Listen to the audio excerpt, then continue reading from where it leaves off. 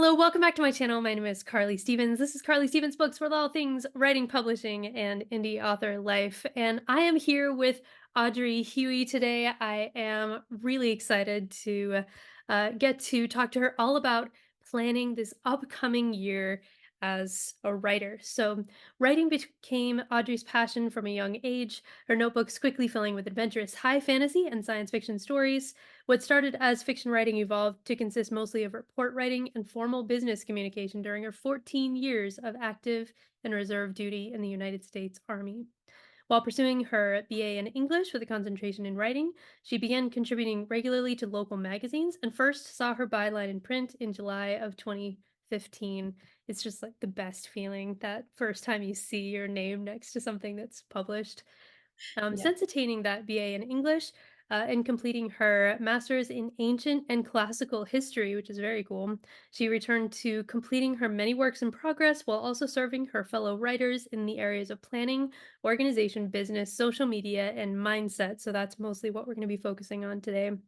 In February 2017, she founded the Author Transformation Alliance, a community dedicated to uplifting and empowering authors at all stages to reach their vision of success step by step with a powerful network of support to guide them. With social media and the current state of the internet, authors no longer need to go it alone or guess their way through the ever evolving landscape of modern marketing. You can often find her at local coffee shops, working on her manuscripts of varying genres. When she's not writing or working with other authors, she loves spending time with her husband and her 5 children, or looking for any opportunity to go horseback riding. So, welcome to the show, Audrey. Thank you so much for having me. I'm so excited to do this. Yeah, well, this interview is the perfect way to kick off 2024, I think. At 20 Books Vegas, I got the massive 2024 author planner, and I have been digging into it, really enjoying the process of all that planning. So let's just kind of lay the groundwork here. When did you first decide to help writers in this way with the Author Transformation Alliance and with these planners? What was that process like? Well, it started out when I had just moved to West Virginia. I got back into NaNoWriMo after having my first child, and I had been pursuing my bachelor's and then working full time and commuting. But I decided to join the Shenandoah Valley Writers, and they have a critique group. And so it was my first experience with a critique group, and I found it so helpful. I got to be critiqued by people like Margaret Locke and Taryn Noel Cloden. She is fantastic. Margaret's fantastic. Phyllis Duncan, or Maggie, P.A. Duncan, she writes as, who was a president of the Virginia Writers Club for a long time. So I got to, write with and be critiqued by some really fantastic writers who were, their experience in fiction was so far above my own Mm. that there's nothing but learning. So, but with that, there were things that I understood because I had done the MLM thing for the beach body stuff because I wanted shakes, right? and but what was interesting is that the group that I was with, I learned a lot about social media marketing, and then ways to really not just like, it wasn't the skeevy, we want to, you just get in and get your money. It was the, you're only talking to people who see this as the way forward for them to solve their problem, nutrition or fitness or whatever. It was really authentic to the needs of the people you're talking to. It wasn't just trying to get everybody to join your pyramid scheme or whatever.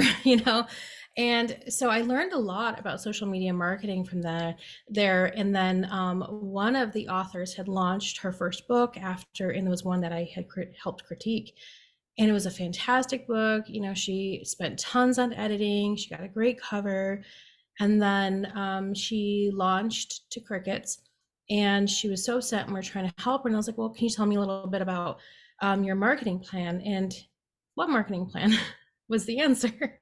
So I was like, oh no, this is something that we can work through. So it started off with just the people in my critique group. And at some point, it just became so many people asking me. I was like, I don't want to keep repeating the same thing over and over again, because I have to work on my own fiction too. I have a family, I have a job. At the time, I was commuting a lot. It was so much that first time working where I was working. And so I created a website and I charged like a little bit of monthly money as like a monthly subscription to just help me cover the website costs. And that's how it really kicked off in 2017. I launched it in February, so on my birthday. But it was really just to reduce the repetition, so that when we did have like hot seats and stuff like that, we could focus on answering questions that people hadn't seen before, recording those answers, and then putting them basically in the author learning library. And that way, everybody can have access to see how those questions were answered and whether or not they're applicable to them and their situation, because everybody has a different situation.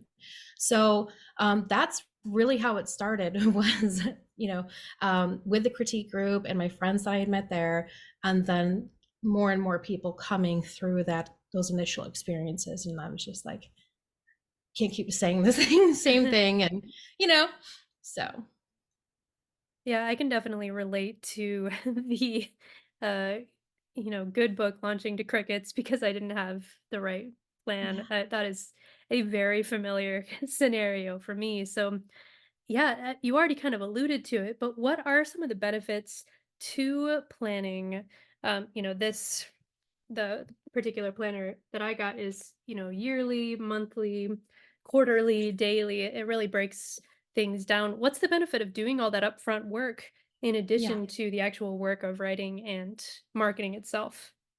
absolutely. So that was a whole different story. Actually created the planner because I couldn't get the planner I'd wanted, which was from Carrie Green. And it was her first year making a planner in 2017, actually. And but it was so expensive by the time that I had the money saved up to do it, because it was in like British pounds, and there was a lot of shipping to the US. Hmm. So I just couldn't afford it. And by the time I did have the money, they were all sold out. That first run was all sold out. So I was like, you know what? Halfway through NaNoWriMo, I was like, oh, look at this great excuse to put my fiction down. No, I am so glad I did, because I kept buying all these planners at Office Depot, or Walmart, or I did Panda Planner and the Passion Planner, and I didn't want to write in them because they were too pretty, right? And because they were undated, I kept having the excuses that I'll start when I'm ready. Hmm. When I feel like I'm really ready, then I'll use it, but I never did. And I needed something that really kept my life, like with a whole life planner, but kept writing as a central tenet in my life. And so that's what I created, because at the time, now you'll see author planners everywhere. But when I created that, there was nothing like it. There were writing journals that tracked your word count, and writing workbooks all about the fiction, the craft side of things. But there was nothing that was a whole life planner that could plan your writing, your preparing to publish, your publishing, and your marketing. So I was like, well, if it's not out there, I'll create it. And if other people like it, that'd be awesome. And it turned out a lot of people did like it. So I'm really grateful for that. And I did it because it really relates to my military training. Okay, or not just training, but the experience I had in the military. We did monthly reviews. Okay, monthly reviews. We had all these timed reviews in the military, where we had to review our progress and set goals for the coming month or few months or the year or whatever. And we had to kind of mark our progress towards those goals. So it's like setting milestones or guideposts towards what we want, laying out the steps to get there, and then making sure we're staying on track. So I'm hoping for my birthday I'll get it, but I really want that mug that says freak in the sheets, and it's like Excel sheets. So I love tables and spreadsheets and things like that. And I am really good at creating trackers and building formulas, but I got tired of doing it either digitally, or I tried bullet journaling for like all of a day or two. And I was like, I am not drawing this out all. I spend more time planning that way than I do actually taking action. And for some people it works, and that is awesome. But for me, I was like, for me, this is inefficient. You know, I have all these kids. I have all these kids, lots of passions, lots of things that I want to do, lots of books I want to write, job, and a commitment to the people who count on me for things like the ATA or what I share with the writing community. I can't spend more time planning than I do taking action. Mm. So that is the origin story for that. But I feel like it's so helpful to start big, understand what is truly your most meaningful goals, and plan your whole life together, because our writing is not separate from our lives. Everything we do is affected, but affects our writing, and even our writing or what we're writing or what we want to do with it affects the rest of our life. So I think it's really important to have that big vision, start there, deeply understand what your most meaningful goals are for writing and publishing in your life, and then intertwine them into a plan and forward filling those months or weeks or however granular you can get really helps you set the guideposts along the way toward your goal. It's like Carrie Green says, it's like driving from New York to California. Um, you know where you want to go. And as long as you know where you want to go, it doesn't matter what delays or obstacles or Mm. detours happen, you still have the roadmap to getting there. Does that So help? I hope that it answers the it question. does. It was a lot. Sorry. So, what advice would you give to someone who would like to become a first-time author, published author in 2024, in terms of planning? Do you have a set, um, kind of things that you suggest people prioritize right at the beginning of an author career? Yeah, I actually do this a lot with people. And about once a year, I take on someone who um, is newer to writing, who has not written their first novel. And I will basically kind of give them scholarship in the ATA, or I will give them a few coaching sessions if, I feel really moved by whatever they write to me. Just because I have to be very careful and guard my time. And a lot of times you can give people advice all day, and especially for free, but they don't take it. They don't they just, a lot of times I feel like people want to hear that what they're doing is right and they just need to keep doing what they're doing, but Mhm. we don't get any change from staying the same. So one success story most recently was author N. Terry, or Nicolette Terry. And she came to me and said, okay, Audrey, I want to publish my first book. I've been sitting on it since 2019 when she came to my retreat. And I'm tired of sitting on it. I want to publish it by my birthday. And I was like, okay, well, let's look at the status. Where's the story at? Let's kind of go through craft wise, your plot and whether or not you're hitting your beats because it's romance. And I said, okay, but here's the thing. Here are your guideposts. You need to get by to 80% by this date, 100% by this date. And then because I reverse engineer from the publishing date, Mm. the date she wanted to publish, which was her birthday, reverse engineer, okay, time for cover and formatting and building that back cover copy and keywords. And oh my gosh, that book description, I can't restate that enough, since it's a constant process of refinement, you know? And so I worked with her and reverse engineered that whole timeline. And the first most important thing I told her to do, she's like, well, do I have to build a social media? I was like, don't even think about it. If it's your first book, just write the book. Don't worry about anything else. And you know what she did? She published it 2 days before her birthday. Oh, wow. She is one of the rare unicorn authors, like new authors, who you give her a task and she'll get it done. Mm. It was fantastic. And she wrote, she wanted to finish her second book before Vegas, where I met you. Mhm. And but she thought it was only going to be 50 or 60,000 words. She had written in a month and a half. She'd written 80,000 words before coming to Vegas. In a month and a half. Okay. Yes. Trying to think if I've ever done that. I she, don't it's not I am, impossible. no, I am But so proud of that's her. Yeah, she was like, "Oh, I didn't get it done before Vegas." I'm like, "Are you kidding me? You are so far beyond your original target. That's what you need to look at." But yeah, so I think with newer authors who haven't published yet, the biggest thing is understanding your beats, understanding your progress in the story, and figuring out how to write. I hate to say this because it doesn't work for everybody all the time, but if you're a newer author, write every day. If you say that there's nothing you want more than publish or be a published author or to make money from your writing, then you need to be writing every day. Okay. Making it Um, an active priority. yeah, Like, make sure that your actions align with what you're putting out into the world and what you're telling people. And I think that's a hard pill to swallow. But I was in the military, so you can just blame it on that. Blame the way I talk on that now.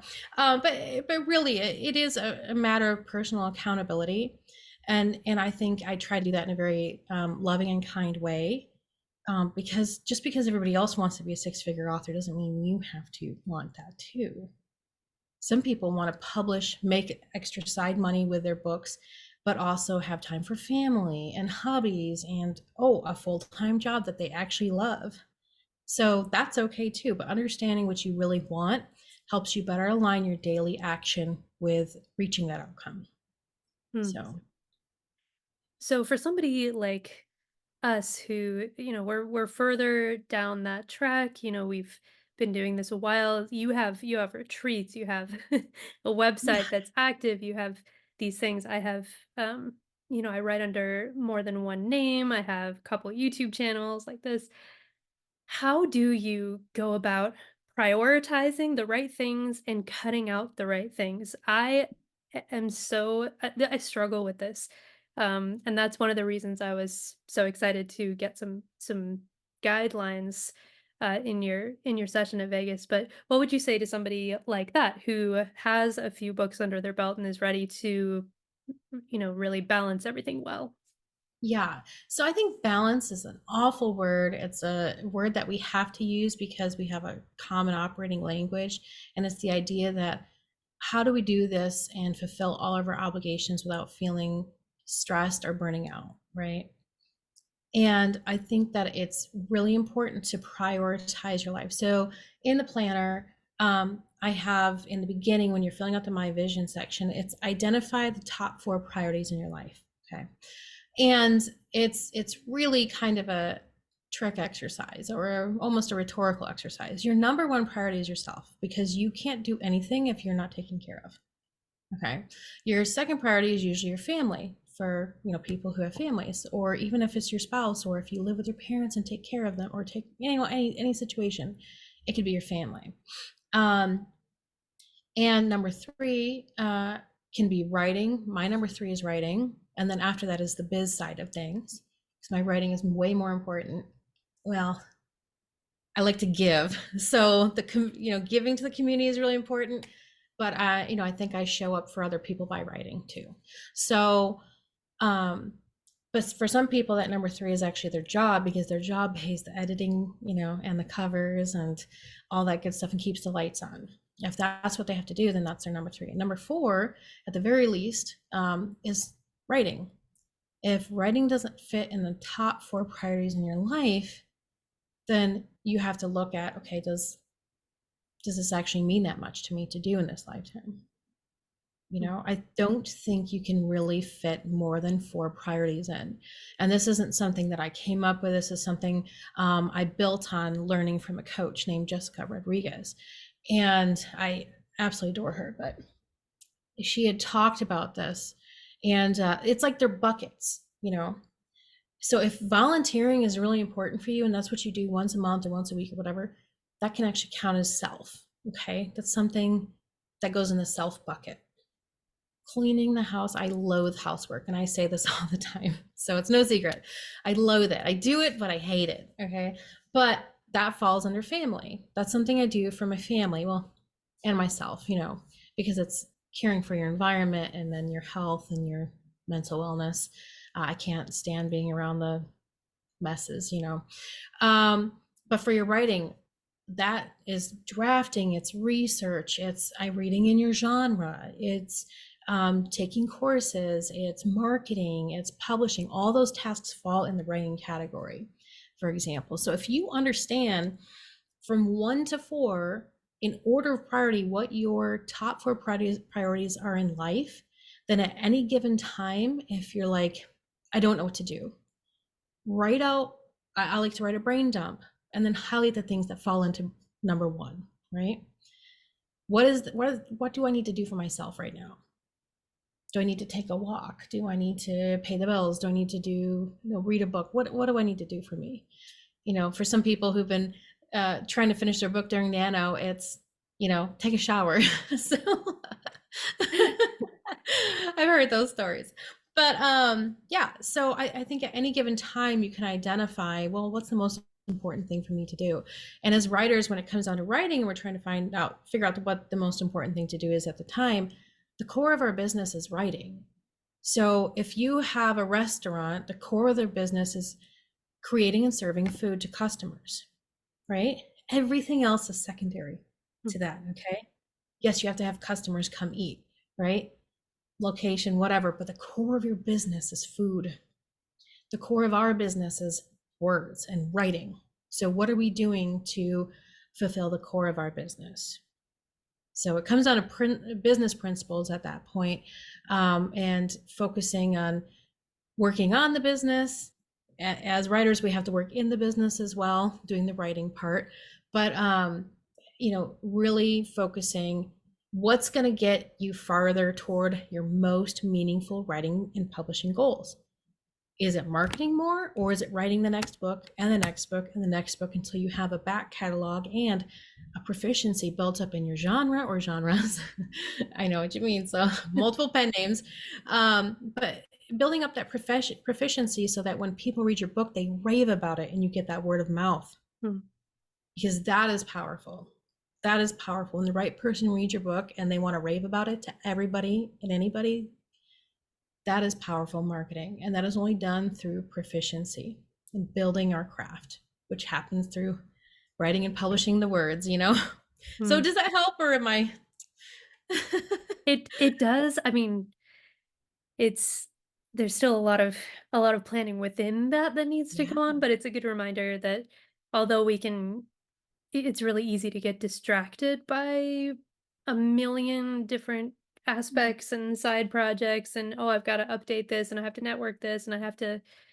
Yeah. At the core, it really is just, like, what have you written? What books do you have? And if it takes a little bit longer for that marketing piece to catch up, then so be it, because the focus should be And on the that might writing. be I a think good that's thing.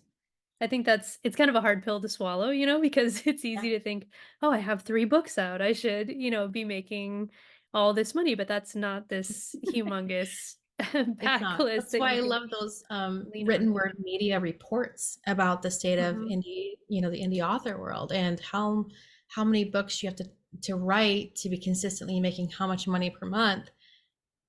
And it's like, okay, that puts it in perspective. And I actually mhm, think it building up your marketing over a longer time can have a better effect in the long run, mm, because a lot of writers, when you ask about their first 2 or 3 books they wrote, they're not, sometimes they're embarrassed, you know what I mean? mm. When I look at my poetry from when I was a teenager, it was very unrefined and overly dramatic and emotional, and you know what I mean? Like a teenager would write.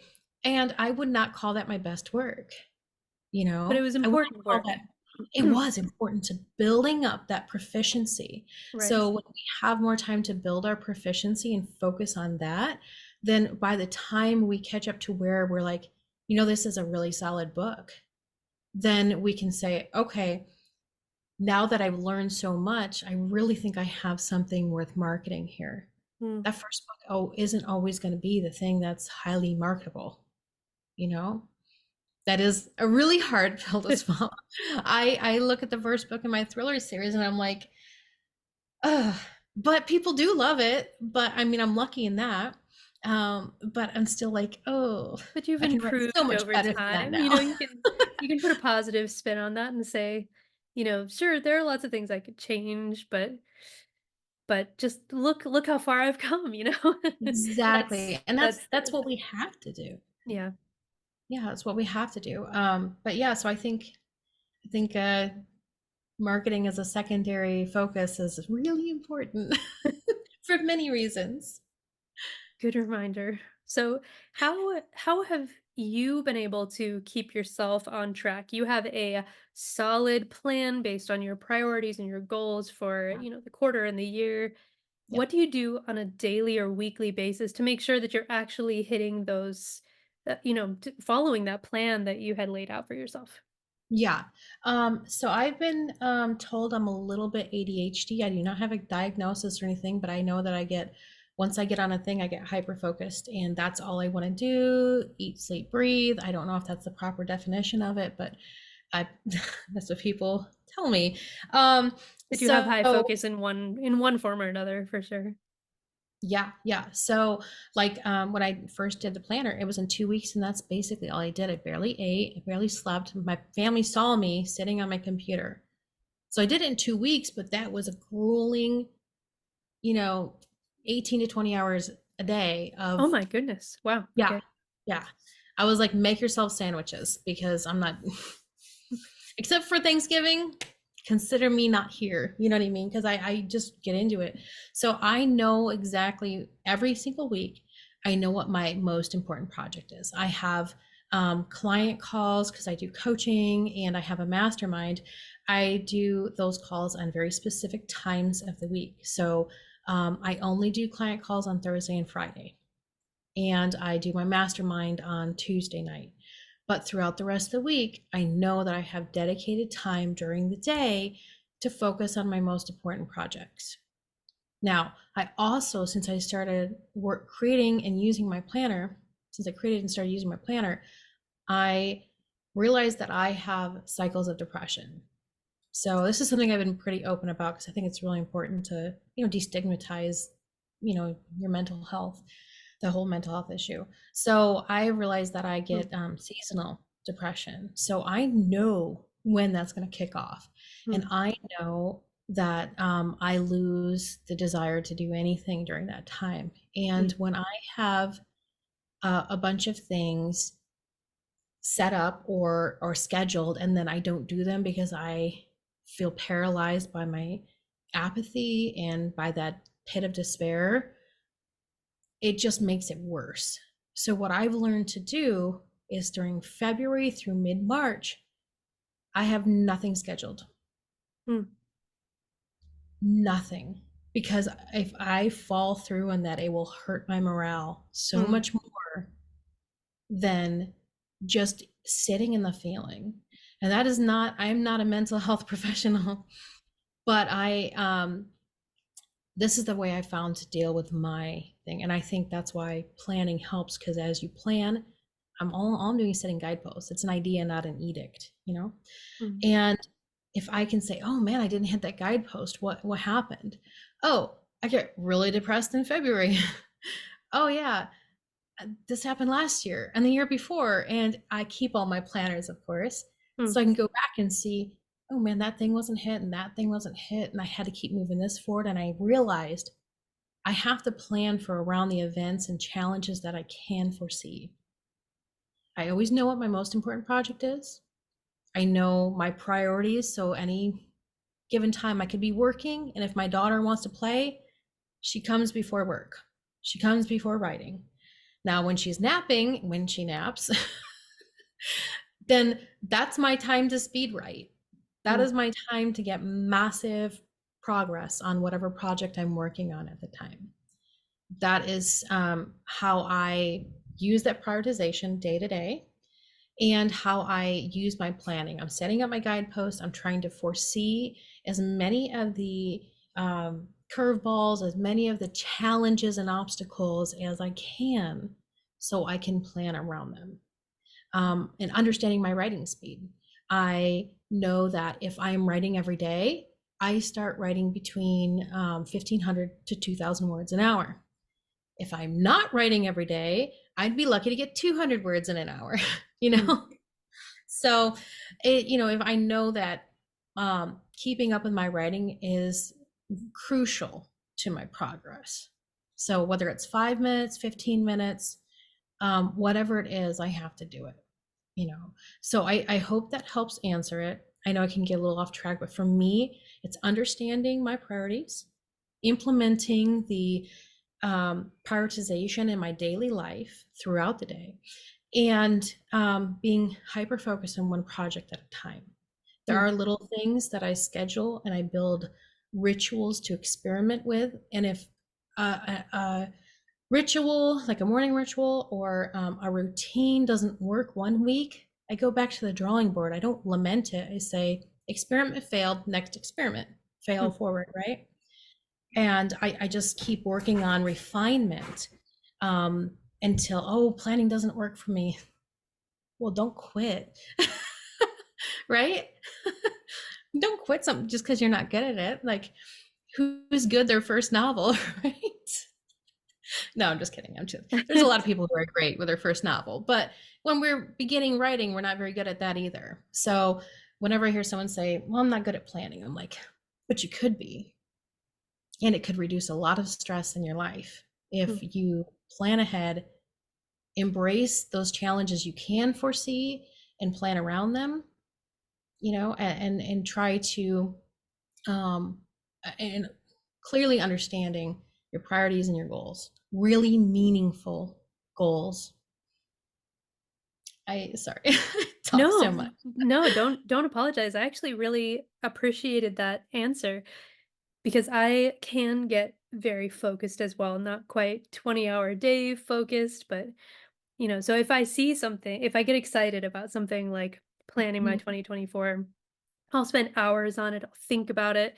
I'll really, really go for it. But what I loved about your answer was how honest you were about that seasonal depression and how you don't have to be this machine where it's like, all right, here we go, checklist time, and we go, go, go, go, go. There are times when that works for me, and I'm sure it works for you, but to leave space for you just to be a human and have a day where you're totally off is is just I appreciate your honesty there because I think we're all that way, and it's so easy for us to be hard on ourselves because we want to accomplish great things, and we still can while being people if we Yeah, just allow ourselves to have both and make the most of the time that we are good for productivity. yeah. If that makes sense. Yeah, that was wonderful. So for anybody who wants to find out more about you and your work, where can they go online for that? Well, you can find me at audreyhughey.com. So just my name, .com. And I'm all over social media. I originally built my brand as The Right Services, WRIT, because I thought it was so clever.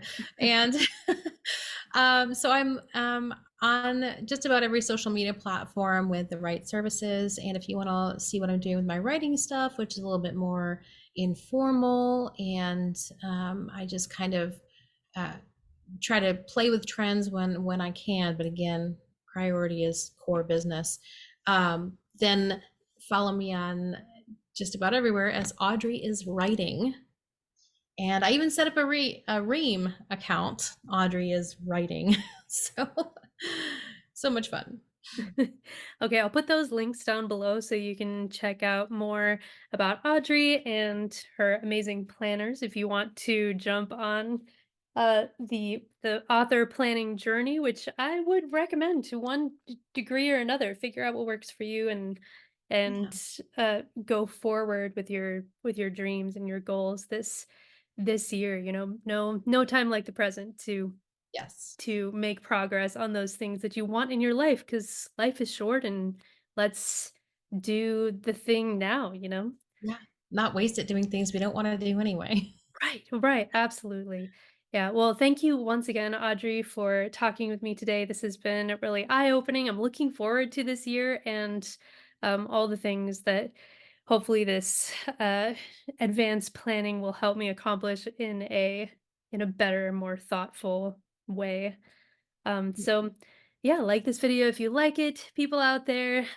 Let me know how you are planning your 2024 as a writer in the comments below, and I'll see you next week. Bye.